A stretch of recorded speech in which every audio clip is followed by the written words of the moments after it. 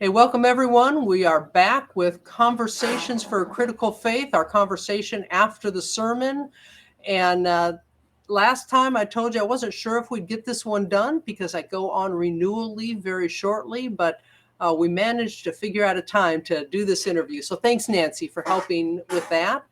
For those who don't know me, I'm Pastor Sue Coller here at First Presbyterian Church. And today we are talking about community. And as we go through this conversation today, if you have any questions, I just realized being on renewal leave, I need to change who gets your questions. I might send them to you, Nancy. I don't know. That might make I'd love to receive them. Okay, if you have any questions, email criticalfaith@fbclincoln.org, and Nancy will receive those and be in a conversation with you. And I look forward then to catching back up with you in 3 months when I'm back from my renewal leave. But meanwhile, I'm still here, and let's talk about community. Oh, hello, Sue. You've got to be so excited about going on your renewal leave. I am, and one of the things I told my congregation is that I am excited about it, but it feels weird to be gone for 3 months and still be their pastor. I mean, usually if a pastor's gone for that long, they've found another church, but I'm coming back, and I haven't left yet, and I already miss everybody. Oh. So let's talk about community because that's your message for this week's sermon. And, I think community comes in all shapes and forms and sizes. And sometimes community is formed out of a need, sometimes a community is formed out of a desire to explore something. Talk about what you think a church community is kind of designed for. I think a church community really, at its foundation, actually isn't so much about faith, although that's obviously a part of it, but it's out of that need we all have to belong, to know that there's a group we belong to where we are loved, we are cared for, imperfect as we are. We don't have to be perfect with this group. And so I think that for many of us, when we think about the church community, that's what draws us to it. So when people are looking for a church, they're often not deciding on one church or another because of, theology or programs, although that's probably a part of it. But ultimately, it gets down to, do I feel like I belong here? Do I feel like people care about me here? And so I think that's a lot of it for church community. As you know, I do a lot of consulting with organizations around their employee and customer experience, and belonging is a big theme right now in organizations. Mm-hmm. And it's somewhat tied to inclusion, and engagement and things like that. Although I don't make as strong a link as some other researchers do around those things. But I would like to explore the sense of belonging because I think it's a need that everyone has. And I always say you got to find your people. Yes. You've got to find your people that will love you and challenge you and support you, but will accept you. And so is that, what do you think the components of belonging, are? Well, belonging, you hit a lot of them. One is accepting us. If there's a group that says everyone's welcome and you show up and you have some label, and that label could be Black, Hispanic, white, LGBTQ, I mean, whatever the label is, poor, young, I mean, it could be a number, whatever the label is. if you go to a group that says everyone is accepted and loved and welcome, but you have a label that makes some of them uncomfortable, then you may not have found your people. So I already forgot why I started down that path right there. It's been one of those days. It's early. But yeah, so I think belonging means that people see those labels because, like, I'm married to a woman. That's a key important part of who I am. For people to ignore that means they don't see all of me. I have friends who are black, and they are so offended when people say I don't see color, because, well, then you don't see me and who I am. And so we need people who see what's unique about us, or even what's different about us, in a positive way, who love us with those tags, labels, identifiers, whatever they may be, because they're a part of who we are. Mm-hmm. So I think that's a key part of belonging. And another key part of belonging is that you're invited, that your voice matters. I guess that's it. Your voice matters.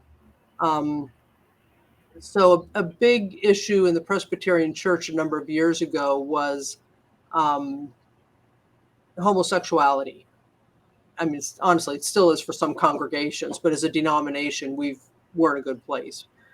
But there was a time in our denomination when it was said, yes, if you were homosexual, you could be a member of the church, but you can't be a leader in the church. You can't be an elder serving on session. You can't be a deacon who's commissioned to go care for people. So it's that idea that, oh, yes, everybody's welcome, but not completely. And so belonging says you are completely a part of us, and your voice matters, whether you've been here for 50 years or you just showed up 2 weeks ago. uh, your voice matters as much as anybody else's, and we want to hear it. And then the other, I think, really key part of belonging is knowing that people care for you. And unfortunately, many churches really do fall down on this one. We care about those we see on a regular basis because they're at the front of our mind. We care about those that we've known forever because they're a part of who we are. But if there's someone who hasn't really engaged in other aspects of church life other than maybe coming to worship, and then they miss for a while, nobody notices. Or if Jane Doe, who's been here forever and has grown up in this church, is ill, people come out of the woodwork to bring meals and visit and call. But if it's someone that's been relatively quiet or is relatively brand new and they have the same health issue, nobody comes out of the woodwork for them. That's an issue for a lot of churches. And honestly, it's not churches, it's any organization.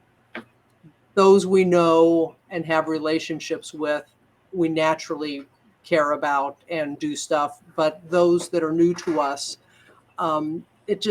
it's not that we don't care. It's just that it doesn't always enter our minds. And so I think a really key component of belonging is that we enter somebody's mind. So they check on us when we aren't there. If they hear through the rumor mill that we might be ill, they give us a call to find out how we are. So, I think it's human nature that we have that tendency to gravitate and care about and do things for people we have relationships with. Mm-hmm.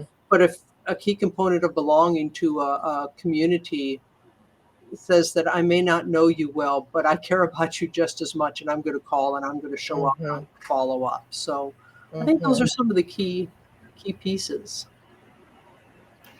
Yeah, I think what's interesting is most of us only have the capacity to really have like a handful of good relationships. There's only so much fuel in our tank, and fuel of of time, Yeah. energy, accessibility, Mhm. you know. And so when you think about a larger community, like a church community, I kind of feel like you have to right size it. I think you have to, and I think that's what these little, the smaller groups are, like the book Yes. clubs and the whatever is. You might be part of the larger community, but you have to right size it, by being engaged in something. Um, Well, and if I might jump in on that, I think you've made a really important point. We have to make an effort to belong. yeah, So, yeah, because even in our church, we've got about 260 members. You can't know what's going on with everybody all the time. You can't have close relationships with everyone because, as you see, we have limited capacity. But if someone really wants to belong, then they also need to make an effort to show up. Go to, first of all, yeah, go to worship, because the people you sit around become a small group and you get to know each other and care about each other. Go to the book club, go to the, Sunday school class or one of our Zoom classes, or show up at the fellowship events and things like that, because belonging, it's a joint effort. yes. It's a joint effort. Yeah. So it's interesting because as you know, I'm helping my son move from point A to point B. And my little car is part of the crew. So, I load up his stuff on, one property, and I unload it on the other. And the neighbors are going by. And so there's such a part of me that just wants to get the task done so I can go home and go to bed. But I realize it's a community. So Yeah. I've met 3 of the new neighbors yesterday, and I had probably a 20-minute conversation with each of them with a box in my hand. And I'm like, you know what? Here's what's important. My son is moving into this community, right? Yeah. And I need to make as much of an effort as my son is to get to know, Mm-hmm. who's in this community. Yeah. But I caught myself like, I'm not the one living here. I don't need to make. But then you find out, like this one woman, then I shifted my kind of frame of reference. It's like, I'm going to learn something, Mm-hmm. And so this one woman is like on, 20 years in the Army. We thank her for her service.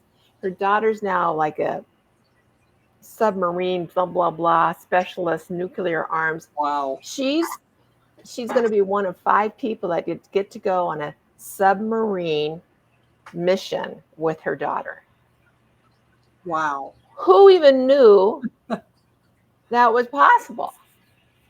So what I try to do when I meet people is to learn something, like to turn on my curiosity. I'm like, who are you? What's going on? What makes you fabulous? And then it fuels me. It doesn't feel like it's I'm giving it all. My tank gets full. So I just share that in the sense of belonging and community, because I think belonging, to your point, takes effort from everyone. Yes. Yes. And you just, you can't judge a book by its cover. You just can't come to one worship service or one event and say, well, this isn't for me, right? You have to work it, figure out, get engaged in something. But I do think it's about right sizing it. No, I think that's a really good point. And that's why, these mega churches that are out there are built on a small group ministry. You may attend a worship service that has 4,000 people. Years ago, I visited Willow Creek in Chicago area, and it was one of those huge, major, monster churches. And I went with a friend who was a member there, and she sat in one area, and she said, "This is the area that we sit in. these 20 people here, this, during the week, we go to a house meeting there. This is our group. Doesn't know anybody else of the other 4,000 members, but she knows those 20 people, and those 20 people know her. And so, yeah, it is all about right sizing. And sometimes in our desire to grow and be big, we forget what we lose when we get too big. Yeah, I love that. So in your sermon message, you had, some tips, if you will, that you're sharing. So just share a couple of them that are kind of your go-tos. Well, let's see. A couple of my go-tos for community and belonging. One of them is truly just show up. I'm going to stop here just for a minute because my screen has gone blank. Can you still hear me and see me? Yes, I can hear you and see you. Yeah, I'm not quite sure. This has happened one other time and not quite sure. Let me see if I could get it back on my main screen so I can see you. Okay, there we go. Have to remember to tell Amanda then we're about 16 minutes in to come in here and make a cut. Okay, Amanda's starting up now. Back up a little bit, Amanda, from where I said we're going to stop for a minute to where I start to answer Nancy's question. So some of my tips for belonging, one of them simply is show up. Just if you want to belong, you got to be there. It really is that simple. You can't expect others to include you if you don't make an effort to include yourself. So show up. And I'll be honest, it's I have a little bit of distance from working on the sermon to now, so I don't remember all the tips I said in the sermon, but these are what I would tell you right now. So show up, get involved. My big advice for people here at church is don't just meet people on Sunday morning. Find someone you connect with and go out to lunch, go out to coffee, invite them over for dinner, go to a movie. Start building relationships outside of Sunday morning. Studies have actually shown that for people who join churches, if they don't make 7 true friends in the church in their first year, your chance of them continuing in the church drop by 50%. And for each person under 7, it's even less likely that they will continue in the church, because it's those relationships that happen between the big gatherings where friendships are made and where you really get to know each other. So that would be another one of my pieces of advice is don't limit yourself to getting to know people just to those formal events when you gather. Make friends. And it really is that simple, make friends. And then another tip I would say is contribute. So if you hear someone is going through a rough time or needs a hand with something or needs to borrow something, you be one of those who says, hey, let's see what we could do to help out. Don't wait for somebody else to make the first move because someone else may not think about it and then nothing happens. So that really is, I think, my other one there is contribute, care, get involved, help out. Because again, relationships are made that way, but also that's what it is to be part of a community. We are there for each other. It's not just them being there for us. How can we be there for others? I love that. They in a work situation when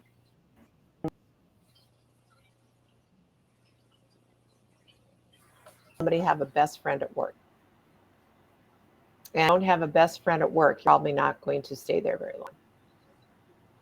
And what you were just sharing is kind of true. And it takes a minute to find those. You've got to invest in friendships. I mean, I think you kind of have to, like the online dating stuff, you're going to have to go through a lot of, Yeah. potentially interesting, but not necessarily compatible conversations, right? Until you That's find a your good way person. to put it. So that's that investment of energy and time, right?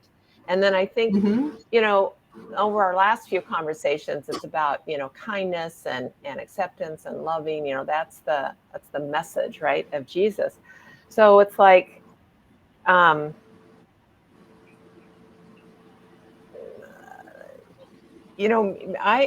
I would say meet people and just have it be an experiment. Who are you? What makes you you, right? Yeah. And At, you never know.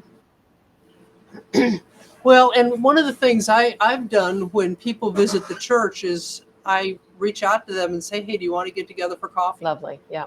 And Yeah. I do it after their first visit. I don't wait until they've proved their interest to come for a month or something like that. No, after your first visit, let's sit down, because I don't have a chance to get to know them on Sunday morning as I'm shaking hands with people as they leave, and they don't have a chance to really get to know us that well. So, um, and I have so enjoyed those. And not everyone has continued with the church, but many have, and that's okay, because part of that getting to know each other is also figuring out, are we compatible? Um, is this a relationship that I think is going to develop into a friendship or something like that? And so it's wonderful. And it's, we talk a little bit about the church. It's like, what are you looking for in a church? What's a little bit about your background there? Any questions they have for me? But a lot of the conversation is just simply getting to know each other, and what do you do for hobbies? And it's like, oh, I'm into that too, or I know this other person at church who really loves that, you should meet them. And then I often will introduce them when I have them back at church the next Sunday to someone that I think has an interest that may be compatible with theirs. So I love that opportunity to meet people and see if we're a match. I love that. Well, Sue, I think I'm standing between you and your renewal leave. So I Yeah. wish you just an incredible 3 months. Just whatever you love to do, just do a lot of that. I am going to. Thank you so much. I'm so looking forward to it. And speaking of community, I mentioned this in my sermon for those who haven't heard it, that it's just been heartwarming, the number of people at church who've said, we want you back, but go. Take care of yourself, have an awesome time. Tell us all about it when you get back. And that's part of community too. It really is. So thank you. I'm looking forward to it, and thank you for doing these. I appreciate it.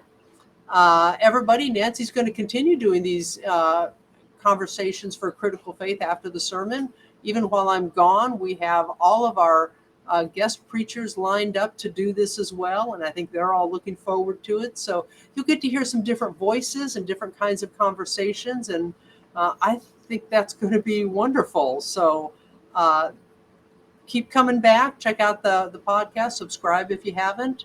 We're on YouTube. That could be where you watch this too. Subscribe to our YouTube channel so you know when we put new ones up. And just enjoy growing and talking about your faith and what's important to you. So I guess that's it. Thank you. Thank you, Sue. Okay, so we'll sign off now and look for Nancy to come back with one of our guest preachers next week.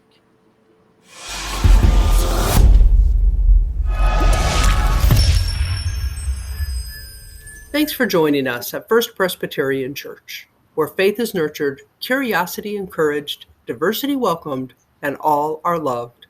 Find out more about us at fpclincoln.org.